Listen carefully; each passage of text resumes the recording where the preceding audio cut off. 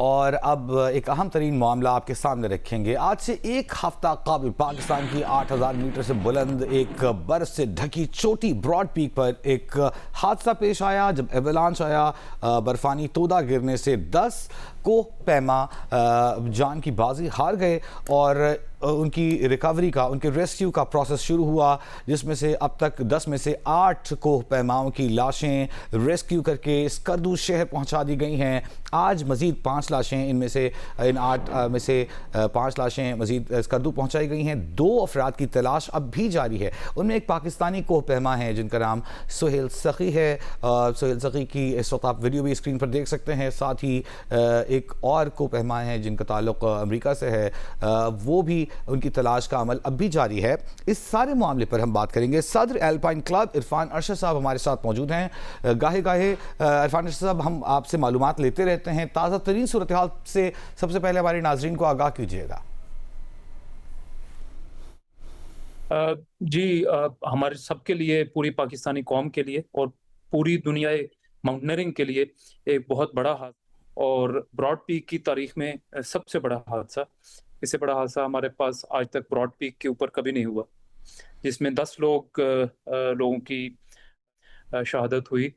और उसमें सबसे पहले दिन जो है हमने 2 डेड बॉडीज निकाली और एक तीसरे क्लाइंबर का एक बॉडी पार्ट हमें मिला था, जिसमें एक यक्ता शर्पा था जो कि नेपाल से जिनका ताल्लुक था, और एक नाजिरा अल हरसी, एक खातून थी फ्रॉम ओमान, जो बहुत उनकी ज़बरदस्त क्लाइंबर थी। तो ये 2 डेड बॉडीज पहले दिन हमें मिली। तो फिर मुख्तलिफ टाइम्स में हमें जो है मजीद डेड बॉडीज मिलती रहीं, लेकिन बिकॉज ऑफ वेदर हम उनको फौरी तौर पे वहां से इवैक्यूएट नहीं कर सके। आज हमें एक अच्छी वेदर विंडो मिली और पाकिस्तान आर्मी ने फौरन हेलीकॉप्टर्स मुहैया किए और इसके साथ ही एक इंतहाई कामयाब ऑपरेशन के साथ जो है इनकी 5 डेड बॉडीज हमने ट्रांसफर की, जिसमें से 4 नेपाली हैं, जिनमें से 4 नेपालीज में से एक निम्स दाई की डेड बॉडी है, जो कि दुनिया माउंटेनियरिंग के सबसे मशहूर और कामयाब तरीन क्लाइंबर गिने जाते थे आज के ज़माने में। और एक चाइनीज मिस्टर वांग चाओ जो है, उनकी डेड बॉडी आज ट्रांसपोर्ट हुई है। सो टोटल आज 5 डेड बॉडीज मजीद ट्रांसपोर्ट हुई हैं। अच्छा और इरफान साहब, हम बात करते हैं 3 लोगों की अभी भी डेड बॉडीज पहाड़ पे मौजूद है। जी, निर्मल पूर्जा की अगर हम बात करें, one of the most famous mountaineer in the world, ये 8,000 मीटर से बुलंद जितनी चोटियां हैं बगैर ऑक्सीजन के एक बार ये चंद महीनों के वक्फे में तय कर चुके हैं। दूसरी बार ये करने जा रहे थे। असल इनका प्लान था कि ये गशब्रम सर करेंगे, समिट करेंगे, वो उन्होंने कर लिया था। फिर उन्होंने एडिशनल ब्रॉड पीक को ऐड किया अपने कैलेंडर में और एक बार फिर रिकॉर्ड बनाने जा रहे थे, जिस वक्त ये सानिया पेश आया और ऊपर से एवलांच आ गया।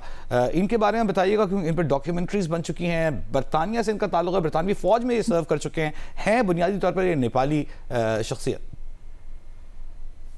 सबसे पहले तो मैं एक थोड़ी सी करेक्शन करता जाऊं। जी, निम्स जो है ये रेगुलरली मेरे साथ राब्ते में थे और हमेशा is a very good soldier also, और गोरखा सोल्जर थे बरतानवी फौज में। और इसके अलावा जो है स्पेशल फोर्स सर्विसेज में पहले गोरखा थे जो सिलेक्ट हुए थे उनकी, और उसके बाद इसने रिजाइन करके क्लाइंबिंग शुरू की थी। जो करेक्शन मैं करना चाह रहा हूँ वो ये है कि इन्होंने अचानक प्रोग्राम तब्दील करके वो किया है। अच्छा, पहली बात तो ये मैं बता दूं कि ये आने से पहले भी मेरे साथ राब्ते में थे।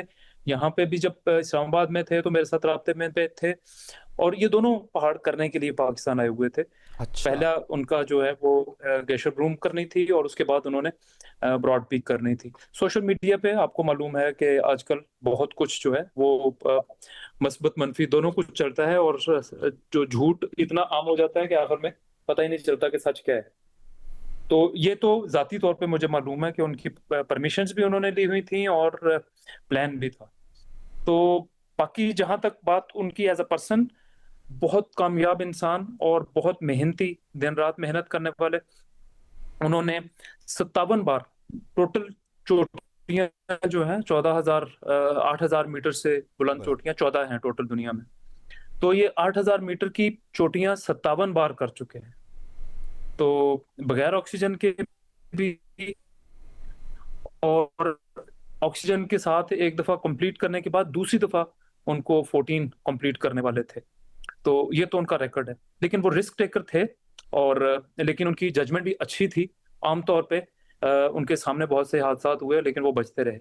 लेकिन इस दफ़ा जो है वो एक इतना बड़ा हादसा था कि इन सब में से कोई भी, आमतौर पे हादसात होते हैं तो उसमें 1-2 लोग चले जाते हैं या बाकी कुछ ज़ख्मी हो जाते हैं। तो इनमें से कोई भी उनमें से नहीं बच सका, तो इसलिए ये बहुत ही बड़ा हादसा था।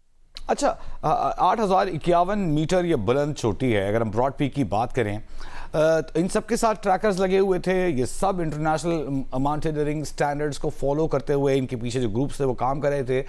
लेकिन एक शिकायत आई, आप हमें समझाइएगा, उस पर भी आप हमें क्लैरिफाई कीजिएगा कि तकरीबन 6,000 मीटर की बुलंदी, 6,500 मीटर की बुलंदी पर ये इनका ट्रैकर इन्हें शो कर रहा था।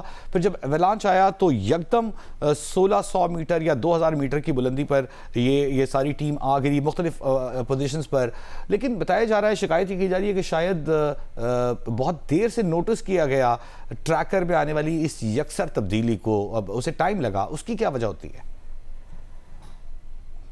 मैंने आपको पहले बताया कि जो नॉर्मल हादसात होते हैं, तो हादसे में एक लोग जख्मी हो गया, एक हो गया, 2 हो गया, गिर गए, 4 गिर गए, 5 गिर गए, बाकी कुछ बच गए जो पीछे। वहाँ पे यही होता है कि इन इलाकों में बहुत कम इफेक्टिव कम्युनिकेशन होती है। तमाम, इवन एवरेस्ट के ऊपर भी या सैटेलाइट कम्युनिकेशन होती है, गारमेंट के थ्रू होती है।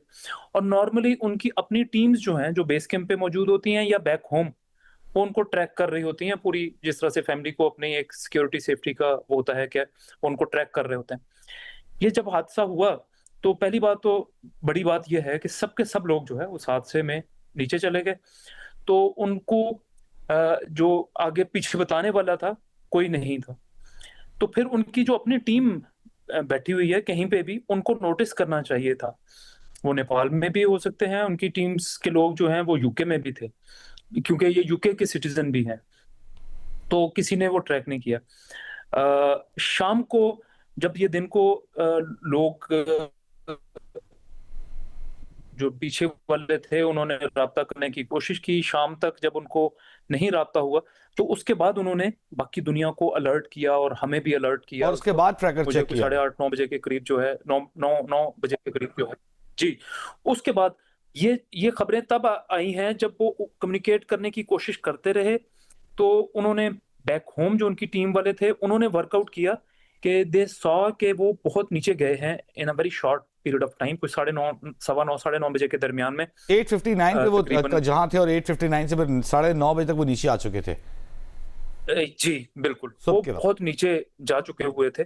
तो जो बॉडीज़ हैं, जो कम से कम 800 मीटर लास्ट पॉइंट से नीचे गई थी, और जो मैक्सिमम जिसकी बॉडी नीचे गई थी वो 1600 मीटर के करीब थे।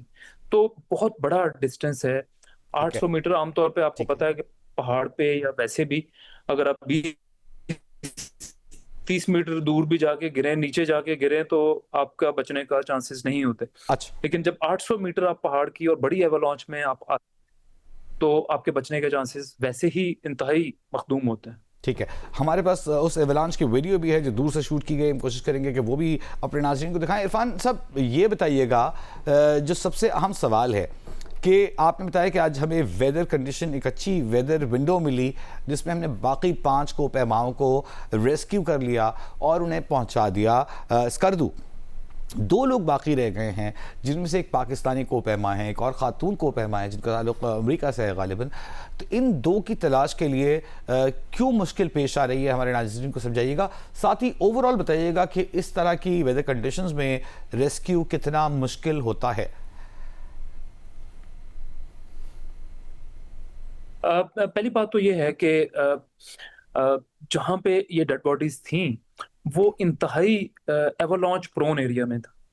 तो जहाँ पे हर वक्त एवलांचेस आ रही हैं, और इस वक्त जो है आपको पता है इट्स अ हॉट सीजन, गर्मी के दिन है, और इस वक्त तो एवलांचेस बहुत ज्यादा आ रही हैं। तो इन लोगों ने, जिन लोगों ने रेस्क्यू किया है, वो इंतहाई मुश्किल हालात में, मेरे ख्याल में, जिन बड़े से बड़े अल्फाज भी हम यूज करें उनकी बहादुरी के लिए तो कम होंगे। जिनकी लीड जो है वो मिंगमा जी शेरपा कर रहे थे, और उनके साथ हमारे बहुत अच्छे क्लाइंबर सिरबाज खान साथ थे, जिन्होंने 14 पीक्स विदाउट ऑक्सीजन की हुई हैं। पहली बात तो ये है कि ये इंतहाई खतरनाक ऑपरेशन था, जिसको इंतहाई महारत के साथ, मेहनत के साथ और एक एक अपनी जान की बाजी लगा के इन्होंने कामयाबी हासिल की। लेकिन साथ में आपको करेक्शन करता जाऊं कि 2 डेड बॉडीज नहीं है। आपने कहा मैलोरी गाइस और सुहेल सखी, लेकिन एक तीसरा शर्पा की भी डेड बॉडी है जिसका नाम है टिंडू हवांग शर्पा, जिसकी डेड बॉडी आइडेंटिफाई हुई, लेकिन वो अनरीचेबल एरिया में थी, बहुत दूर थे और उनको अभी तक पहुंच नहीं सके। लेकिन 2 डेड बॉडीज जिनमें मैलोरी गाइस और सुहेल सखी हैं, इनकी अभी तक कोई आइडेंटिफिकेशन भी नहीं हो सकी कि वो अच्छा, कहाँ हम पे इन्हें मौजूद। ट्रैक भी नहीं कर पाए कि तो इनके ट्रैकर्स ऑन नहीं थे, या ये ट्रैकर्स ऑन थे, लेकिन अपेरेंटली कहीं पे उनकी डेड बॉडीज नजर नहीं आई। ट्रैकर से हमें लोकेशन 5 मीटर्स या 6 पता मीटर्स या चली, 10 मीटर्स तो तक का उनके जो रेडियस में सामान मिल का जाता है, कुछ ऐसा ही हिस्सा है? हमें जो मिला है वो जब आपकी चीजें बिखर जाती हैं मुख्तलिफ आपके जिस्म से उतर के, उनका जो है वो ट्रैकर कहीं पे दूर उसके कुछ पार्ट्स मिले थे। तो उसके बाद जो है उसको एक एक और एफर्ट करनी पड़ेगी हमें, लेकिन वो तब हम कर सकते हैं जब थोड़ा सा जो है एवलांचेस जो है वो थोड़ी हमें और कंट्रोल थम जाए, में वेदर थोड़ा विंडोज कम आपको हो मिले जाए। तो इस बेहतर। वक्त तो हाई सीजन है और बहुत ज्यादा। अच्छा, जी। इरफान साहब, तो फ्रेश ताजा दम हम अपने जो है रेस्क्यूअर्स को इंशाल्लाह भेजेंगे। ठीक है, ठीक है इरफान साहब, बहुत हम आपका शुक्रिया अदा करने जी से जी पहले 2 सवाल आपसे आखिरी करना चाहेंगे, मुख्तसरन जवाब दीजिएगा। एक तो ये कि क्या आपने बताया कि ये वेदर कंडीशन एवलांचेस आते रहते हैं, तो क्या ये सूटेबल होता है माउंटेनर्स के लिए क्लाइंब करना, सबमिट करना? आप लोग एडवाइस करते हैं, आपने बताया कि निर्मल आपसे रास्ते में थे। दूसरा, एक और फलक सर पे एक माउंटेनियर जो हैं जमात अली शाह गालिबन उनका नाम है, वो ही लॉस्ट हिज लाइफ, तो उनके लिए भी रेस्क्यू की कोशिश की गई लेकिन बॉडी रिकवर नहीं की जा सकी। तो अगर उनके बारे में मालूमात हैं तो हमारे नाज़रीन को दीजिएगा।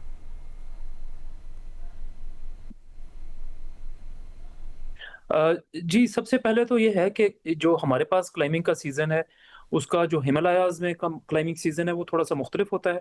थोड़ा अर्ली सीज़न में शुरू होता है, जिस तरह से एवरेस्ट है, वो अप्रैल मई में ज़्यादातर उसको क्लाइंब करते हैं। जो हमारे पास जो हिमालय है, मिसाल के तौर पे नांगा पर्वत, वो मई जून में नॉर्मली क्लाइंब होती है।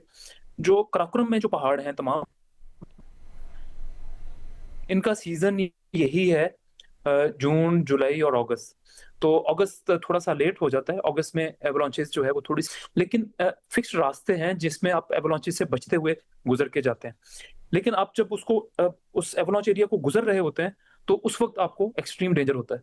तो अनफॉर्चुनेटली इस दफा ये हुआ कि जब ये उस एवलांच प्रोन एरिया ठीक से है, गुजर रहे थे, ठीक है, एक सेफ्टी रूट से होते हुए, ठीक है, लेकिन वो उस वक्त